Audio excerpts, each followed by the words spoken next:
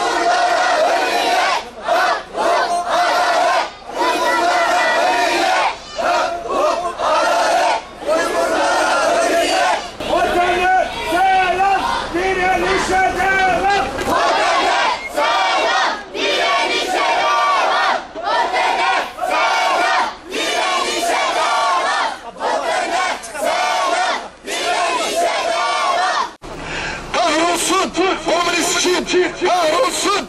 Komünistçi, kahrolsun!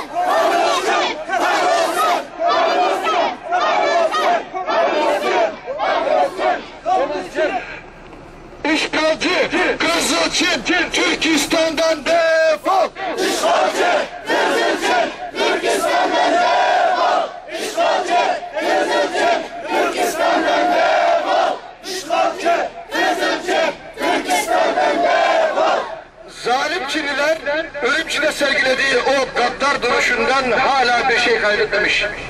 Aksine sıkı yönetim politikalarını daha da arttırmış ve Doğu Türkistan'da her gün devlet terörü yaşanmaktadır. Özellikle Doğu Türkistan'ın güney tarafında yer alan ve Uygur Türklerinin en yoğun olarak yaşamakta oldukları Kaşgar ve Hoten vilayetlerinde 2 yıldan beri adeta halka göz açtırmamaktadır.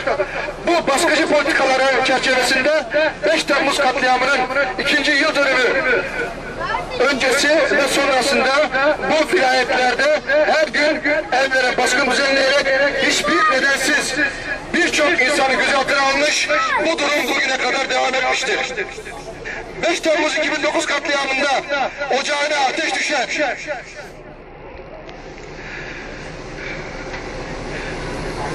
Aileler evlatlarının acısını ve kendilerinden bir daha haber alamadığı akrabalarının hüznünü yaşarken Çin emniyet güçleri maalesef hala aynı zulmü devam ettirmektedir. Kahrolsun komünistçi, kahrolsun komünistçi, kahrolsun komünistçi, kahrolsun komünistçi, kahrolsun komünistçi, kahrolsun komünistçi. Haksızlığı bu kadar da pes diyen halk 18 Temmuz Pazartesi günü sabah saat 10 civarında Hoten'de sokağa dökülmüş ve hükümet binası önünde bu gidişata dur denmesi için barışçıl bir protesto eylemi gerçekleştirmiştir.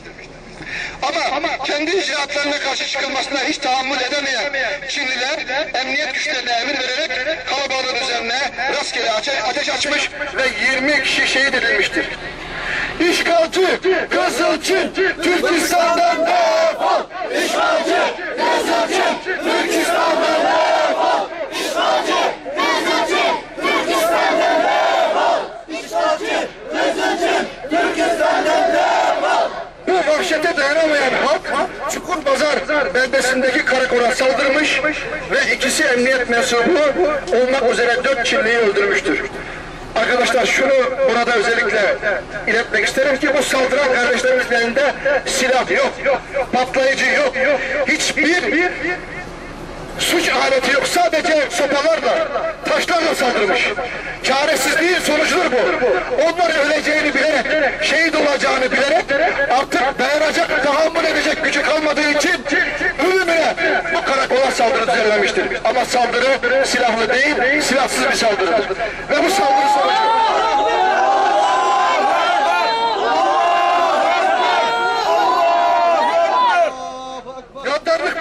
Sınır tanımayan Çinliler bütün gücüyle kalabalığa hücum etmiş ve edindiğimiz son bilgilere göre 20 Uygur Türk'ü kişi şehit olmuştur. 2 gündür otel vilayeti abluka altına alınmış, dışarıyla olan irtibat tamamen kesilmiştir. Telefon irtibatı maalesef kuramaktayız.